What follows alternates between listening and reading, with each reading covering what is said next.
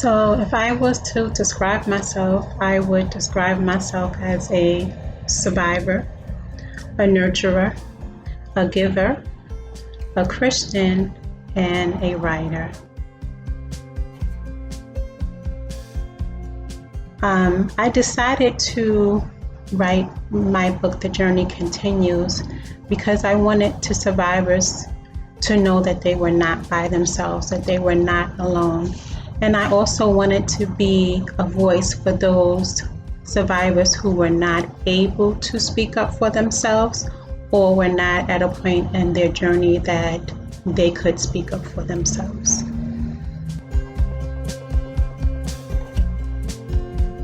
What drives me? I am driven by people who want to share their stories of survival. When I do events that people can relate to my book and can talk about their own story of survival, it drives me to want to do even more and to be able to be better at being a survivor advocate.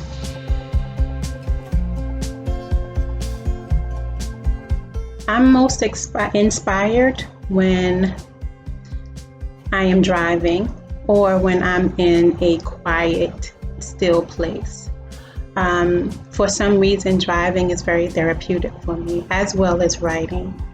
So driving allows me to process my thoughts, and in processing my thoughts and thinking about things that's going on in my life, I'm inspired. It gives me inspiration, and it's very motivating for me. So that is why it's so inspiring.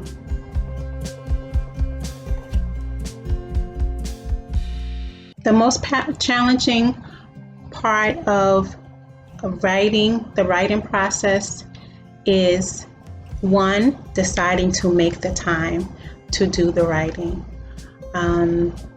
Two, and for me, because I am a survivor of childhood sexual abuse, it requires me to kind of go back to that place and to kind of dig up maybe some stuff that I may not want to dig up or I may not want to think about. So that's the most challenging part of the writing process. So I would say, one, designating a time and committing to that time to write, and then visiting unpleasant things that has happened in my life that I may not want to think about.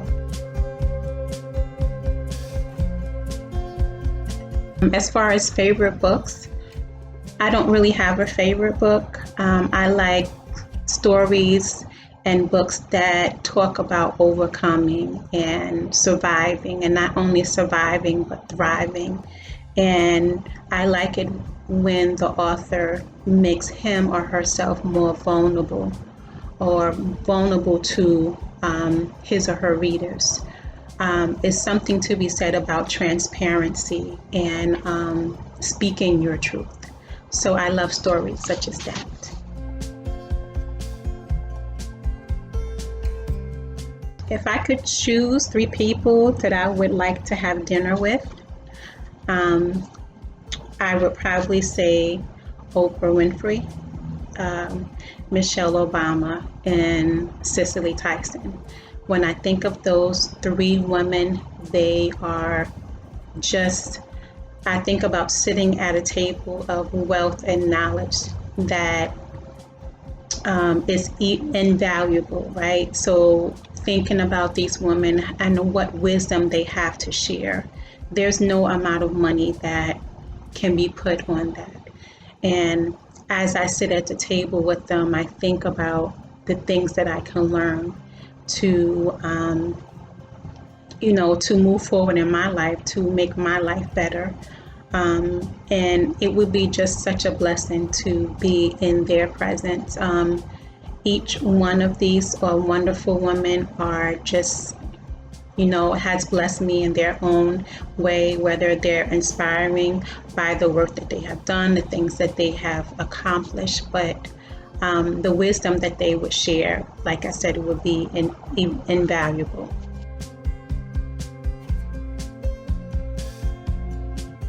What I enjoy most about working with Fine Publishing is, I would probably say, Minister Taniki. And Minister Taniki is a woman who has a heart for God. She believes fervently in the power of prayer. She believes going to God for direction, and when you feel like you don't want to do it, or you feel like you don't have the strength to do it, to be sitting at before our Father and having Him lead and direct you. I remember when the Journey Continue was getting ready to launch. I went to her and I said, you know what, I have all of this heaviness, and I knew the heaviness came from the book being, coming out or soon to be released. And I felt a heaviness, and I felt a weight because I knew there was an assignment on my life. And I went to Minister Taniki, and it was a Sunday. I saw her after service, and I just asked for her to just pray with me. Because the weight was so heavy and it was so overwhelming, and I just felt like that I would just continually cry. And so I just asked her to just pray with me, and that was something that I so needed, and I am grateful that she is a woman of God and knows how to seek God's face.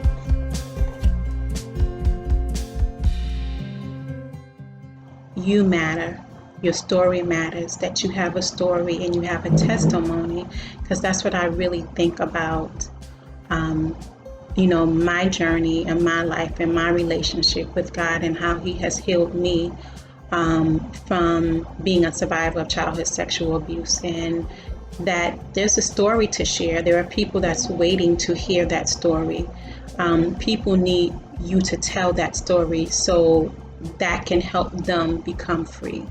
So I would say to my younger self that you matter, and don't be afraid to speak your truth and to tell your story, because someone needs to hear it.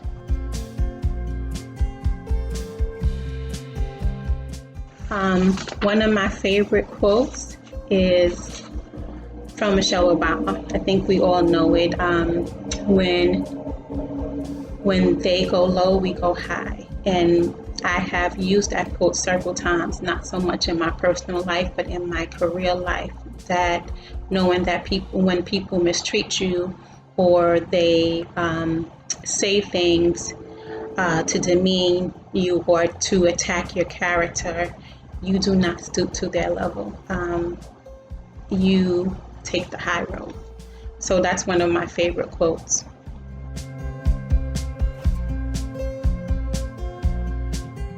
So what should readers expect from my book? They should expect from me to remain transparent, to be vulnerable, to tell more of my story of being a survivor of childhood sexual abuse. With The Journey Continues, they get a general idea of my story, but with my upcoming book, they should expect to hear more about my story. I think that's just the natural progression and where I need to go. When I did do speaking events and vendoring events, I felt that I was telling my story more because I had to talk about The Journey Continues, and it's just a natural progression. So people should expect to hear more of my story, more of how I've overcome, more of how I survived, in my walk with God, and how I was able to overcome.